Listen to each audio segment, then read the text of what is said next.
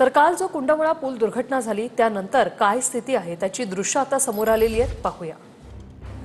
हे दृश्य आपण पाहतोय पूल कोसळल्यानंतर कशा प्रकारे या ठिकाणी आताचं चित्र आहे त्याची ही दृश्य आहे। कुंडमुळा ओलांडण्यासाठी हा एकमेव पूल होता। हा पूल त्यासाठी बांधण्यात आला होता। अनेक ठिकाणी खडकाळ परिसर आहे, अनेक कुंड या ठिकाणी आहेत।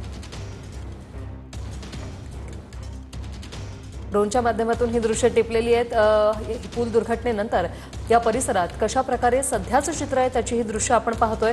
हा पूल कुंडमुळा ओलांडण्यासाठी बनवला होता, मात्र हा पूल बरोबर मधून खचलेला आहे।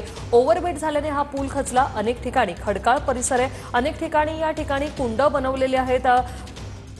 सत्यम पाबळकर यांच्या ड्रोनच्या माध्यमातून ही दृश्य जी आहेत ती टिपली गेलेली आहे। कुंडमुळा पूल दुर्घटनेनंतरची ही दृश्य। कालही अशाच प्रकारे पाण्याचा प्रवाह होता आणि यात अनेक लोक वाहूनही गेली होती। एनडीआरएफच्या पथकाकडून बचाव कार्य देखील करण्यात आलं होतं।